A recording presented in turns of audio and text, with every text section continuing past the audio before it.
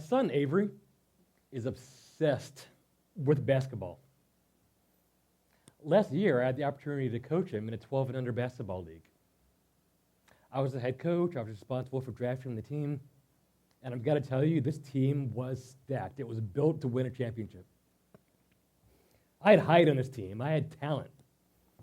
I had a half dozen big, athletic, really tough players with potential. I had speed. I had skill. I had depth. And then there was Ryan. Ryan was a little small for his age, for 12 years old. Small kid with a large, round, freckled face, unkempt hair.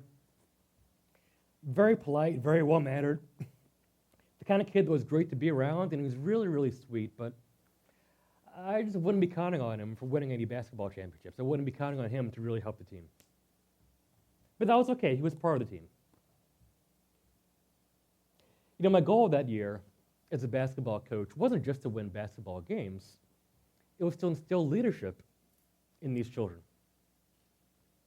In every single game and in every single huddle, I would pull back and let the kids come forward so that they could speak first. I wanted to hear that they were taking ownership for their own actions and their own decisions, and then they were figuring things out on their own. Well, all the kids spoke up at some point or another over the course of the season. But surprisingly, the player that was the most vocal during these huddles was little, sweet, innocent, shy Ryan. You know, it made me smile. This kid's not going to the NBA, I thought, but you know what? He's getting it, he's learning, he's having fun, and he's contributing. You know, looking back at my own youth basketball career, I can't help but wonder what if. I had decent skills, that wasn't the issue. The issue was that there were too many times where I felt out of my element, a little intimidated, and then I just didn't play my best. I remember one time when I was in high school, and I was in the middle of a really rowdy pickup game in a rough part of town.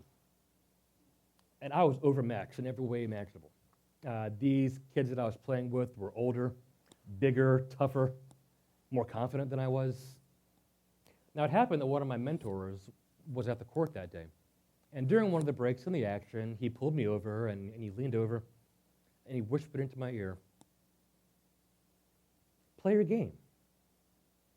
Just play your game." Now, I wish I could tell you that was the day that launched my NBA career. It was not. But it was the day that I stopped backing down from challenges and started playing my game. So back to that basketball team that I coached. It was a long season. We had our ups and downs. We persevered. We grew. They grew individually. We grew as a team. And we made it all the way to the semifinals of the playoffs. Our reward? We'd be matched up against the first place team in the league, the highest scoring team in the league, the Hawks. I'm proud of my boys. They battled. It was a long game. Went through 3 quarters, 4 quarters, went into overtime, and ultimately we prevailed. We won 61-60 in overtime. So after the game, I went over to the score sheet and looked down, and I wanted to see how everybody had done. Oh, there's 20 points from this player, 15 from this player, 9 from this player. Oh, and look, there's the 2 points that Ryan scored earlier in the game. You know, the scoreboard doesn't tell the full story.